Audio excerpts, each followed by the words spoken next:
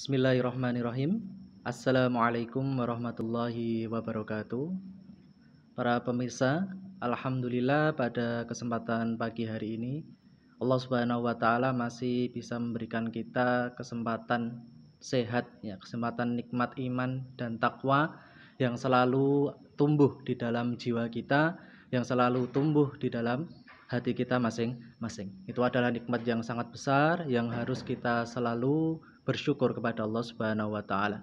Karena nikmat Islam, nikmat takwa, kita dapat tertuntun hidup kita sehingga kita dapat menjalani hidup ini dengan kewajiban-kewajiban yang bisa kita lakukan untuk meraih ridha Allah Subhanahu wa taala dan juga untuk meraih jannah Allah Subhanahu wa taala.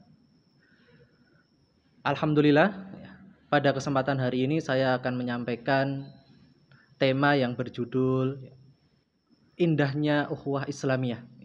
Qala Allah Ta'ala fi Qur'anil Karim di surat Hujurat ayat 10. A'udzu billahi minasyaitonir rajim.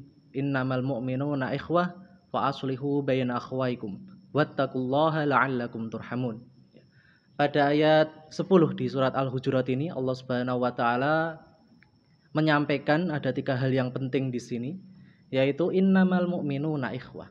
Sesungguhnya tiada lain orang-orang mukmin itu ikhwah, bersaudara.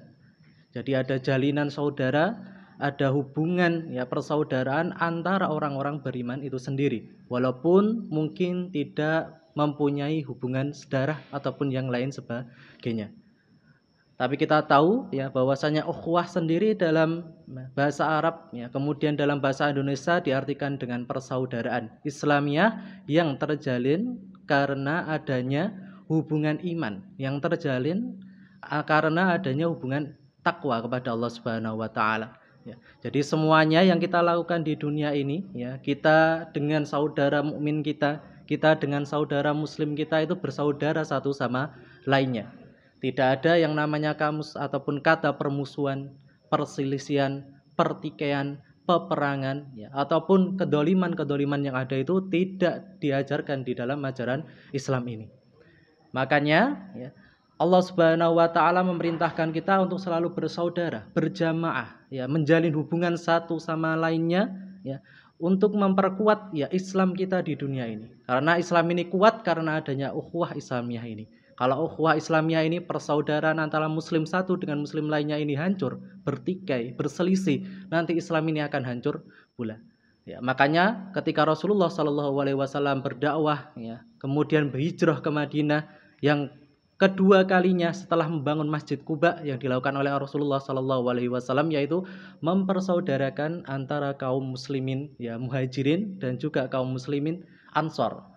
Jadi orang-orang yang hijrah yang dikatakan sebagai kaum muhajirin, mereka itu berhijrah ke Madinah ya, kemudian menemui ya orang-orang ya ansor yang penolong orang-orang muhajirin karena mereka itu tahu bahwasanya orang-orang yang hijrah itu tidak mempunyai harta. Mereka meninggalkan harta benda mereka meninggalkan sanak saudara mereka, ya mereka meninggalkan apapun yang mereka miliki yang ada di Mekah, kemudian berhijrah meninggalkan kota Mekah itu ya untuk berhijrah ke Madinah.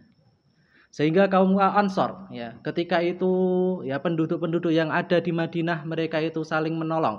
Ya, mereka menolong orang-orang muhajirin yang mereka itu dalam keadaan kesusahan. Makanya Rasulullah SAW mempersaudarakan kaum muhajirin dan ansor ini supaya ikatan batin ataupun ikatan persaudaraan antara muslimin yang berbeda daerah ini saling menyatu padu. Ya, kalau seorang muslimin hanya tertitik dalam individual saja, personality saja, itu tidak akan mewujudkan Islamnya ini secara kafah. Ya, karena ya Islam seseorang itu bagaikan jamaah yang satu sama lainnya saling menguatkan. Kita lihat saja misalnya lidi satu itu mudah dipatahkan. Tapi kalau lidinya ini banyak sehingga menjadikan ya kekuatan yang sangat besar sulit dipatahkan. Makanya Islam ini terjalin kuat bukan karena hanya individual saja, bukan hanya karena kita saja, personality saja, tidak, tapi dengan jamaah, dengan berkeluarga, dengan bersaudara yang saling menguatkan satu sama lain, itu adalah Islam yang sangat kuat. Makanya ada istilah ya Islam bersatu tak bisa dikalahkan. Ya. Jadi kalau Islam ini bersatu, ya, satu sama lain, seorang muslim dengan muslim yang lainnya saling menguatkan satu sama lainnya, tidak ada yang namanya peperangan, pertikaian, perselisihan dan lain sebagainya, Islam ini akan kuat. Tapi kalau ada pertikaian, ya, kemudian permusuhan, perselisihan dan lain sebagainya yang mungkin yaitu membuat ya nilai negatif sendiri di dalam diri Islam itu, Islam ini akan runtuh dirinya dengan sedikit demi sedikit. Kemudian kita juga harus mengetahui ya hak-hak seorang muslim ya dengan muslim yang lainnya, apa kewajiban-kewajiban kita ketika kita mau menegakkan ukhuwah Islamiyah ini, mau menegakkan persaudaraan Islamiyah ini yang didasari dengan keimanan, yang didasari dengan ketakwaan kepada Allah Subhanahu wa taala, kita harus tahu. Mungkin banyak ya ciri-cirinya ataupun metodenya yang disebutkan di dalam Al-Qur'an ataupun Al-Hadis ya. Mungkin di sini saya akan menyampaikan beberapa saja yang menjadi kewajiban-kewajiban untuk menegakkan ukhuwah Islamiyah ini. Karena kita tahu ya Islam ya itu tidak akan berdiri ya kalau tidak ada ukhuwah Islamiyah. Ya, tidak ada persaudaraan ya saling menguatkan satu sama lainnya, itu Islam ini tidak akan pernah bangkit ataupun tidak akan pernah berdiri secara tegak. Karena itu ya Islam ini sebagaimana yang dikatakan Sayyid Qutb ya di dalam kitabnya ya Tafsir fi Dhilalil Quran ya bahwasanya Sayyid Qutb ini mengatakan ya implikasi ya ataupun implementasi daripada persaudaraan ya Islam itu ya yaitu hendaklah ada rasa kasih sayang, rasa hormat, perdamaian, kerjasama dan juga saling gotong royong ya karena itu sebagai landasan ya masyarakat muslim. Kalau landasan ini tidak ada, rasa persaudaraan ini tidak ada, rasa kasih sayang ini tidak ada, rasa kerjasama dan gotong royong itu tidak ada, makanya masyarakat muslim ini akan hancur sedikit demi sedikit. Makanya kita harus tahu kewajiban-kewajiban sebagai seorang muslim untuk menunaikan kewajiban ukhuwah Islamiyah ini. Ya, yang pertama mungkin bisa saya sampaikan ya ukhuwah Islamiyah ini akan terjalin ya sehingga kita bisa menikmati keindahan ukhuwah Islamiyah ini. Kita bisa menikmati manisnya ukhuwah Islamiyah ini dengan cara saling tolong menolong antara satu sama yang lainnya ya. Di dalam surat Al-Maidah disebutkan wa ta'awanu 'alal birri wat taqwa wa la ta'awanu 'alal ismi wal udwan ya. Jadi kalian itu saling tolong menolonglah 'alal birri wat taqwa ya. Atas dasar kebaikan dan juga ketakwaan kepada Allah Subhanahu wa taala wa la ta'awanu 'alal ismi wal udwan dan janganlah kalian itu ya, saling tolong menolong ya, saling tolong menolong alal ismi wal udwan atas dasar dosa ataupun ya permusuhan kepada Allah Subhanahu wa taala. Itu yang harus kita ketahui ya. Jadi tolong menolong, gotong royong, kerjasama ya dalam mewujudkan kebaikan yang sudah ditetapkan oleh Allah dan Rasulnya itu adalah salah satu kewajiban untuk memenuhi ukhuwah Islamiyah ini. Ya, karena Allah Subhanahu wa taala mungkin ya lewat lisannya Rasulullah sallallahu alaihi wasallam ya menyampaikan wallahu fi aunil abdi maka nal abdu fi auni akhihi. Allah itu ya selalu menolong hambanya ketika hambanya itu menolong hamba yang lainnya ya. Jadi ketika kita bisa menguatkan keislaman kita ya, saling tolong menolong, saling gotong royong dalam mewujudkan kebaikan-kebaikan yang ada, ukhuwah Islamiyah ini akan menjadi kuat dan akan menjadi ya kekuatan yang sangat besar sehingga Islam ini menjadi bangkit dan berdiri tegak di alam bumi ini. Dan ya ukhuwah Islamiyah tidak melihat siapapun, tidak melihat di negara manapun, tidak melihat bahasa apapun, tidak melihat adat istiadat apapun. Yang penting ya mereka itu iman kepada Allah Subhanahu wa taala, takwa kepada Allah Subhanahu wa taala, itu yang akan membuat ukhuwah Islamiyah ini menjadi hebat, menjadi besar di hadapan Allah Subhanahu wa taala dan juga di hadapan manusia di zaman ya sampai ke zamannya itu. Makanya kita tahu di dalam sebuah hadis ya yang diriwayatkan di dalam Sunan Ahmad ya, disebutkan Rasulullah sallallahu alaihi wasallam bersabda, ala la fadla li arabiyyin ya ala ajami wala li ajami ala arabi wala li ahmar ala aswad wala aswad ala ahmar illa bitaqwallahi ya. Jadi ya ketakwaan itu tidak dinilai dengan dasar orang Arab ya ataupun dengan orang non Arab ya selain orang Arab, tidak, ataupun orang yang kulitnya merah, kulitnya putih dengan kulitnya hitam, tidak ada perbedaan sama sekali. Ya, karena di hadapan Allah Subhanahu wa taala itu sama, mereka itu saling bersaudara, mungkin negara mereka beda, adat istiadat mereka beda, bahasa mereka beda, ataupun pergaulan mereka beda, ya. Tapi semua itu akan terikat dengan takwa kepada Allah Subhanahu wa taala, dengan iman kepada Allah Subhanahu wa taala yang akan menjadikan ukhuwah Islamiyah ini menjadi kuat, ya, dan tidak ada tandingannya sama sekali. Makanya musuh-musuh yang di luar sana, musuh-musuh orang Islam, mereka itu takut ya akan kebangkitan ya Islam ini. Makanya mereka dengan kekuatan mereka mau menggerogoti sedikit demi sedikit ya supaya ya mereka itu menjadikan orang Islam ini tidak menau dengan orang Islam yang lain, tidak mau bantu, tidak mau kerjasama ataupun gotong royong dengan orang Islam yang lain. Itu adalah tujuan mereka, ataupun menyingkirkan mereka dari akidah Islamiyah ini. Kemudian yang kedua yang kita harus ketahui bahwasannya ya, seorang muslim itu adalah saudara muslim yang lainnya. Ya, saudara muslim yang lainnya. Sebagaimana yang disebutkan di dalam sebuah hadis yang diriwayatkan ya di dalam hadis arba'in disebutkan al muslimu akhul muslim la yatlimuhu wa la yakhduluhu wa la yahkiruhu. Ya. Jadi seorang muslim itu dengan muslim yang lainnya itu saling bersaudara.